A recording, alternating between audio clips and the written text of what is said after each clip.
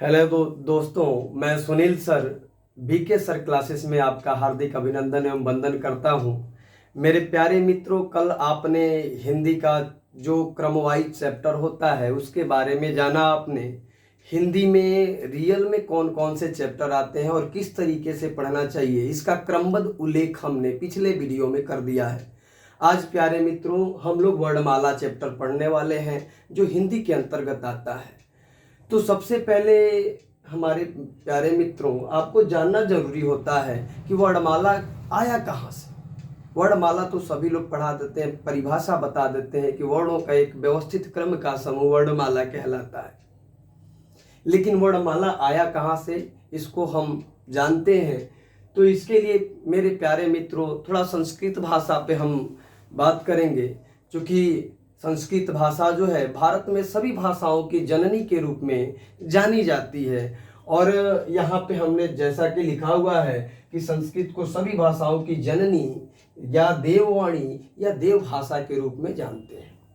और इसी संस्कृत से हिंदी व्याकरण की भी उत्पत्ति हुई है। जो आपने अष्टाध्यायी नाम सुना होगा, जो पाणिनि द्वारा लिखी गई एक किताब है अष्टाध्यायी, जिसके लेखक पाणिनि है। मेरे प्यारे मित्रों, बताना चाहूंगा कि इस नाम से स्पष्ट है कि इसमें अध्याय कितने होंगे, 8 अध्याय। और हर अध्याय में मेरे प्यारे मित्रों 4 पाद होते हैं। तो इस तरीके से टोटल 8 अध्याय है। तो एक अध्याय में 4 पाद हुए, तो मेरे प्यारे मित्रों 8 अध्याय में 4 से 8 में गुणा कर लेंगे तो इस तरीके से हम देखते हैं कि टोटल 32 पाद आ जाते हैं।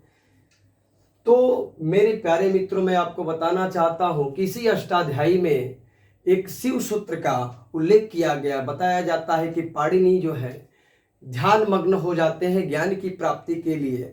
जब ध्यान मग्न होते हैं तो शिव के तांडव रूप को सुनते हैं।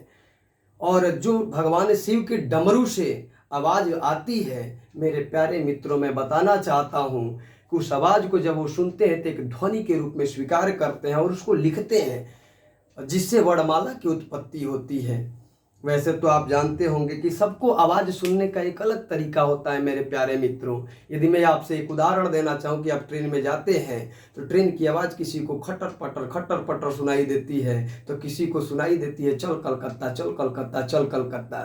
तो सुनने का अलग अलग अंदाज होता है। वही डमरू की आवाज़ जब हम सुनते हैं तो डम डम डम डम सुनते हैं। वही पाणिनि जो है कि डमरू की आवाज़ को कुछ अलग रूप में देखते हैं, सुनते हैं। और जब वो सुनते हैं तो वर्णमाला की रचना करते हैं। और इस तरीके से आप देखेंगे कि उसमें से जो हमारा हिंदी है, कुछ पॉइंट्स जो होते हैं उससे चुन लिए गए और आपको यहाँ पे पढ़ाए जाते हैं।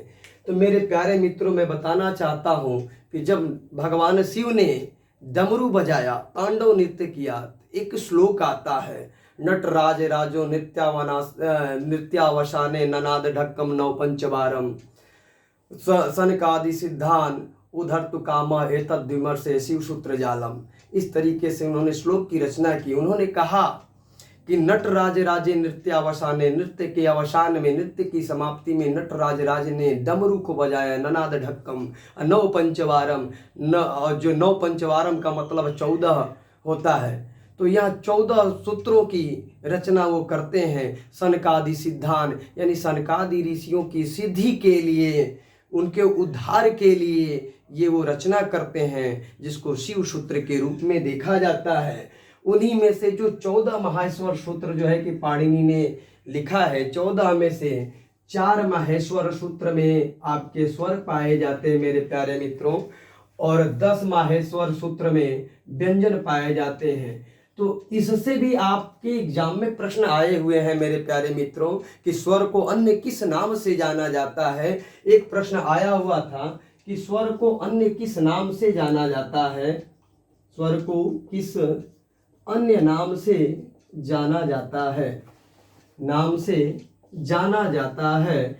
और यहाँ पे प्रश्न जाना जाता है, ये प्रश्न बन गया आपका। और 4 ऑप्शन दे देता है मेरे प्यारे मित्रों। यहाँ पे लिखता है हल, दूसरे ऑप्शन में मेरे प्यारे मित्रों लिखता है अच, और तीसरे ऑप्शन में लिखता है वर्ड, और चौथे ऑप्शन में लिखता है शब्दांश। ऐसे करके ऑप्शन बना देता है। ऐसे ही व्यंजन के संबंध में एक प्रश्न पूछा गया था, आप लोग अपनी बुक खोलेंगे तो उस बुक में मिल जाएगा मेरे प्यारे मित्रों। बताने का मेरा यही मकसद था, क्योंकि जो वर्णमाला होता है स्वर और व्यंजन के बिना अधूरा है मेरे प्यारे मित्रों। जब तक स्वर नहीं रहेगा, जब तक व्यंजन नहीं रहेगा और इनका व्यवस्थित क्रम नहीं मिलेगा, तब तक वर्णमाला आपका तैयार नहीं होता है। इसलिए इसको बताने के लिए मेरे प्यारे मित्रों कि वर्णमाला आया कैसे, तो हमको पाणिनि के अष्टाध्यायी पर जाना पड़ा और शिव सूत्र जो हमें एक व्याकरण के रूप में मिला है उसके अकॉर्डिंग जो है कि आपको यहाँ पे बताना पड़ रहा है कि वर्णमाला की उत्पत्ति कैसे हुई। आइए यहाँ पे हम देखते हैं दूसरा क्वेश्चन। इसका उत्तर आप लोग बताइए, तब तक सोचिए क्या होगा। मैं दूसरा प्रश्न लिखता हूं जो आपके एग्जाम में पूछा गया है कि व्यंजन को अन्य किस नाम से जाना जाता है। व्यंजन को किस अन्य नाम से जाना जाता है, अन्य नाम से जाना जाता है। ये प्रश्न आया हुआ है आपके एग्जाम में मेरे प्यारे मित्रों, जाना जाता है। और यहाँ पे यही ऑप्शन आपको मिलेंगे, हल, अच, आपका तीसरा ऑप्शन हो जाएगा शब्दांश और चौथा ऑप्शन हो जाएगा यहाँ पे वर्ण। यही ऑप्शन आपको मिल जाएंगे। तो मेरे प्यारे मित्रों, मैं आपसे बताना चाहता हूँ कि स्वर को आपने बता ही दिया होगा, मैं बता रहा हूँ आप देखिएगा। स्वर को अच कहते हैं और व्यंजन को हल कहते हैं मेरे प्यारे मित्रों।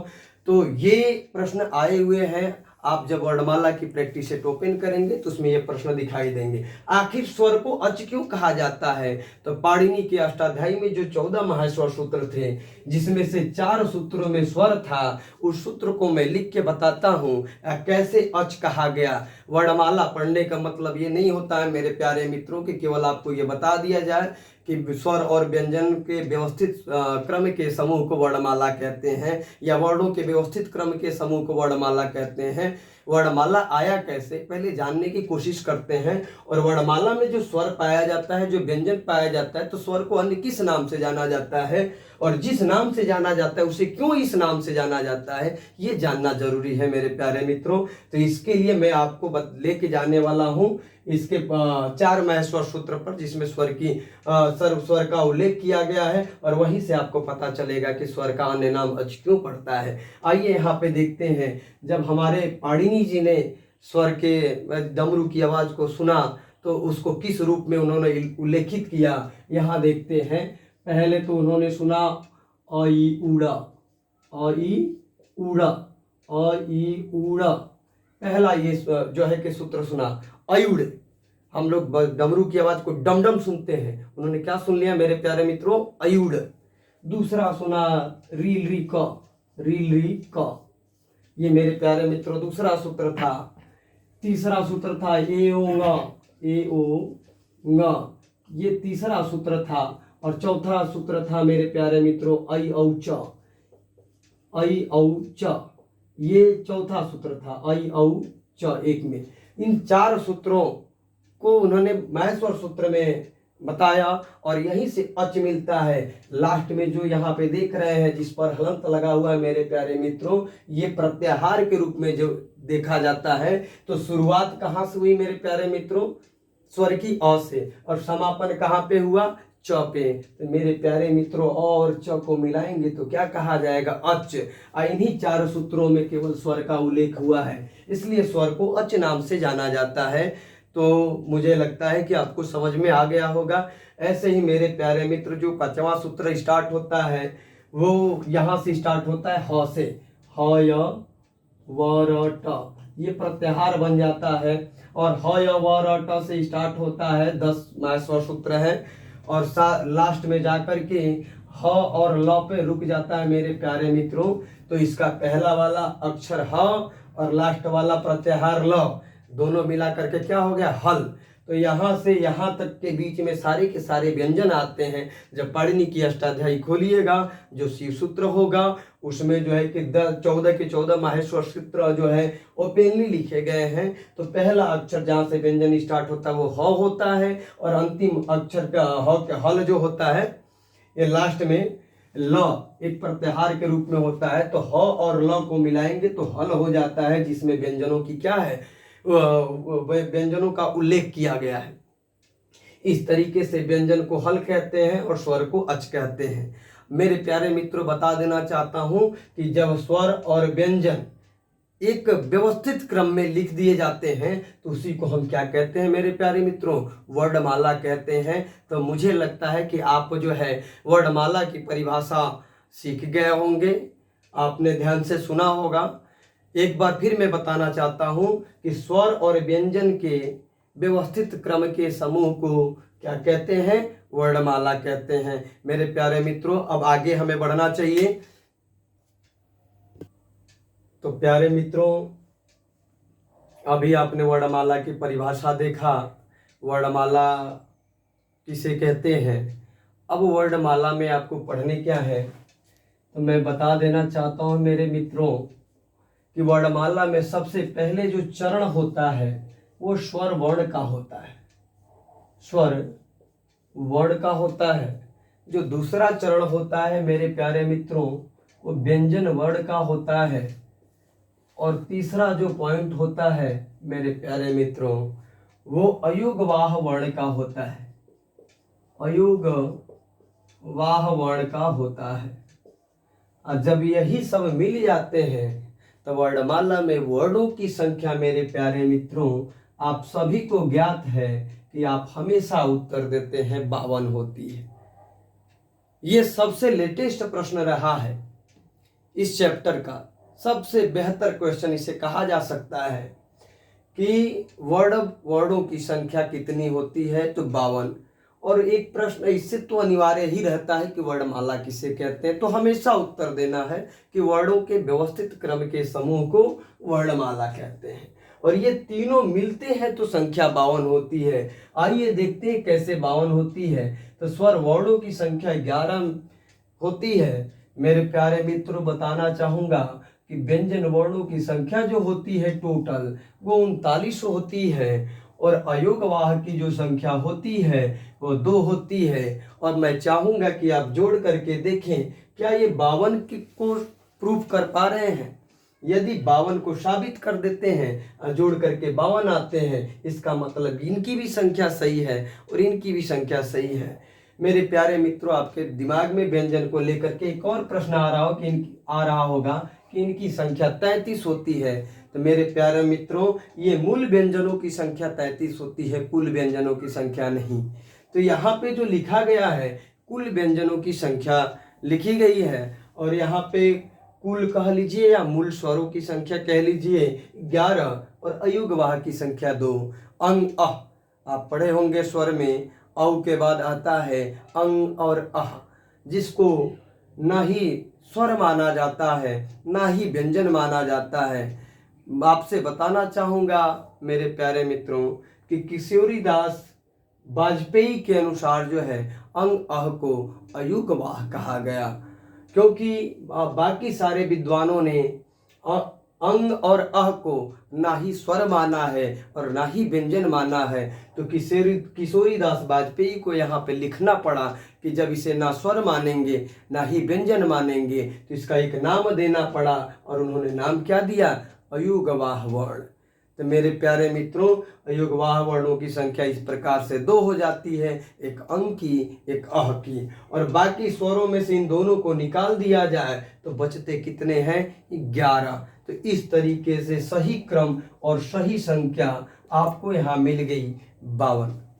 मेरे प्यारे मित्रों, अब हम बारी बारी से एक एक को पढ़ना चाहेंगे और आपको बताना चाहेंगे, क्योंकि जो इनसे लेटेस्ट प्रश्न आ रहा है वो कहाँ से पूछेगा और किस तरीके से पूछेगा। पहले का वो समय खत्म हो गया जब पूछा करता था कि स्वर किसे कहते हैं, तो आप एक उत्तर दे दिया करते थे कि जिन वर्णों को उच्चारण करते समय किसी अन्य वर्ण का सहारा नहीं लिया जाता है उन्हें स्वर वर्ण कहते हैं। नहीं मेरे प्यारे मित्रों, हो सकता है कि ये भी परिभाषा दे दी जाए कि जिन वर्णों का उच्चारण करते समय हवा अबाध गति से बाहर निकलती उसे क्या कहते हैं। मैं बताना चाहूँगा मित्रों कि उसे भी स्वर ही कहते हैं। तो वो पुरानी परिभाषा गई, उसको सभी लोग जानते हैं, लेकिन इस परिभाषा को कौन बताएगा। तो घबराना नहीं है मेरे प्यारे मित्रों, आपको एक परिभाषा हो सकता है कि इसकी दूसरी परिभाषा दे दे, कह दे कि वे वर्ण जो स्वतंत्र रूप से उच्चारित होते हैं उन्हें क्या कहा जाता है, तो उन्हें भी स्वर कहा जाता है। आपके सामने ये तीसरा पॉइंट है, ये तीसरी परिभाषा है मेरे द्वारा जो आप सुन रहे हैं, जो स्वर की परिभाषा है। तो इस तरीके से इसकी परिभाषा बताई जाती है, इनसे भी प्रश्न आते हैं। तो आइए हम स्वर की परिभाषा लिखते हैं। तीनों लिखेंगे मेरे प्यारे मित्रों, और तीनों को आपको जानना है। तो मेरे प्यारे मित्रों, स्वर की ये 3 परिभाषाएं आपके सामने हैं। मुझे उम्मीद है कि आप स्क्रीनशॉट ले लेंगे और इसे अच्छी तरह से लिख लेंगे। ये पहली परिभाषा थी जिससे प्रश्न पहले पूछा जाता था कि वे वर्ण जिनका उच्चारण करते समय किसी अन्य वर्ण की सहायता नहीं ली जाती है उन्हें स्वर कहते हैं। इससे पहले प्रश्न आता था, अब कम कर दिया है। अब प्रश्न आ रहा है कि वे वर्ण जो स्वतंत्र रूप से उच्चारित होते हैं वे स्वर कहलाते हैं। उन्हें क्या कहते हैं? तो आपका उत्तर हमेशा क्या होना चाहिए? स्वर। अगला प्रश्न अब आ रहा है कि वे वर्ण जिनका उच्चारण करते समय हवा अबाध गति से, अबाध गति मतलब बिना किसी रुकावट के, बिना किसी बाधा के जब हवा बाहर निकलती है तो उसे क्या कहते हैं? स्वर कहते हैं। आइए इनको हम समझ लेते हैं। क्यों ये कहता है कि किसी अन्य वर्ण की सहायता नहीं ली जाती है, और ये क्यों कहते हैं कि ये स्वतंत्र ही होते हैं? आखिर इसे भी समझना जरूरी है। पढ़ाने के लिए तो सभी लोग पढ़ा देते हैं मेरे प्यारे मित्रों, लेकिन जब बताने की बात आती है तो लोग इग्नोर कर देते हैं। आपको कहीं ना कहीं कोई ना कोई ऐसी आपसे बात बोल देंगे जिसके कारण आप चुप हो जाते हैं। हो सकता है कि वो ये भी कह सकते हैं कि भाई जितना पढ़ा रहे हैं उतना ही पढ़ो, उससे अधिक नहीं आएगा। लेकिन आपको ये जानना जरूरी है। अब वो समय नहीं रहा। यहाँ पे देखिए इसे क्यों कहा जाता है। यहाँ पे मैं स्वरों को लिख देता हूँ, स्वरों को लिख देता हूँ।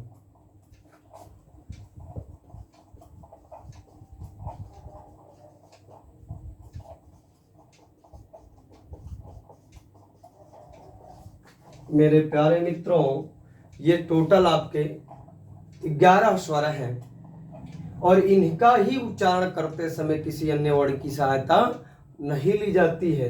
आइए देखते हैं कैसे नहीं ली जाती है। तो यहाँ पे मेरे प्यारे मित्रों, इससे अलग हटके मैं एक वर्ड लिखना चाहूँगा जिसे आप पढ़ेंगे। तो आप जब इसका उच्चारण करते हैं तो आप कहते हैं क। तो मेरे प्यारे मित्रों, क बोलते समय लास्ट में हमको अ सुनाई देता है, अर्थात इसको बोलने के लिए अ की आवश्यकता होती है। अर्थात इसका उच्चारण करने के लिए एक अन्य वर्ण की जरूरत होती है।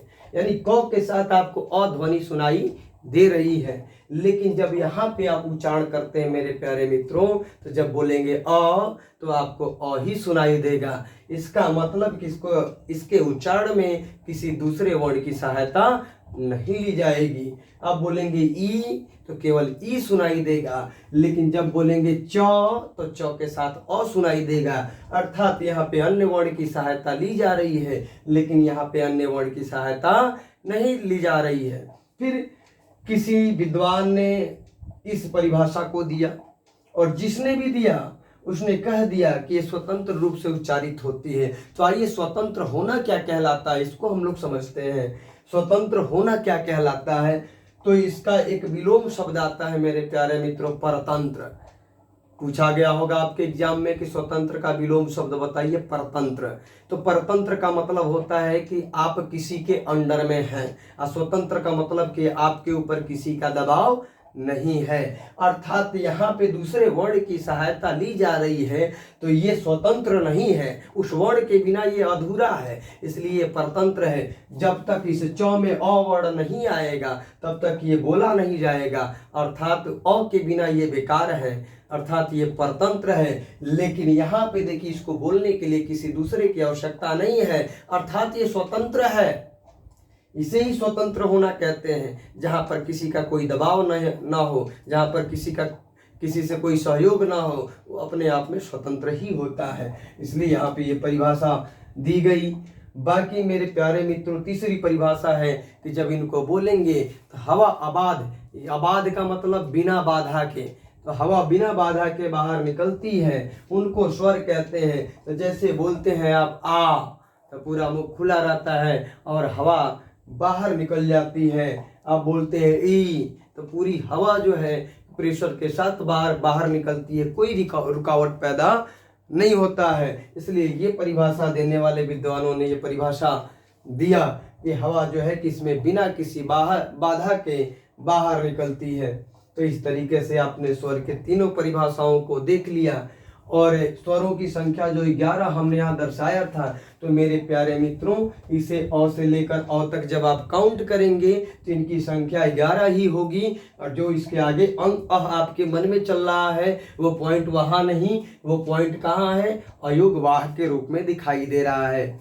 अयोगवाह के रूप में, क्योंकि बाकी विद्वानों ने तो ये कह दिया था कि अंग अह ना ही स्वर है और ना ही व्यंजन है, तो फिर किशोरी दास वाजपेयी को आना पड़ा और उन्होंने कहा कि जब ना स्वर है ना ही व्यंजन है तो इसका प्रयोग किस लिए हो रहा है। तो उन्होंने कहा कि जब इसका प्रयोग हो रहा है तो इसका अयोगवाह नाम भी रहना चाहिए। इन्होंने नाम रख दिया अयोगवाह। तो इस तरीके से अयोगवाह की संख्या अंग अह को शामिल करते हुए 2 हो जाती है। तो मेरे प्यारे मित्रों, आपने स्वर की परिभाषा देखा, अब आप पढ़ेंगे स्वरों का वर्गीकरण। तो मेरे प्यारे मित्रों, स्वरों का वर्गीकरण आपको पढ़ना है और हर वो पॉइंट मिलेंगे स्वर से संबंधित। आप यदि इस वीडियो को पूर्ण रूप से पढ़ लेते हैं तो मुझे नहीं लगता है कि कोई बाहर से क्वेश्चन जो है कि इसमें आएगा। इससे सारा जुड़ा हुआ जो आप नोट बना लेंगे ना, उसके बाहर से नहीं आएगा, ये मैं कहता हूँ। और आप जा कर के कोई भी प्रैक्टिस सेट ओपन करके हल करिएगा, प्रैक्टिस सेट सॉल्व करिएगा। मुझे नहीं लगता कि इसमें से बाहर से प्रश्न आएंगे। और इसी के साथ मेरे प्यारे मित्रों, जो स्वरों का वर्गीकरण है वो आपको कल मिलेगा। और आपसे अनुरोध है मेरे प्यारे मित्रों कि बीके सर क्लासेस को जितना सब्सक्राइब करवाना हो, जितना जो है लाइक करवाना हो, उतना तेज़ी लाइए इसमें। और ऐसा प्रयास करिए कि हम लोग जल्द से जल्द आप लोगों के सामने लाइव आ सके। इसी के साथ धन्यवाद मेरे प्यारे मित्रों।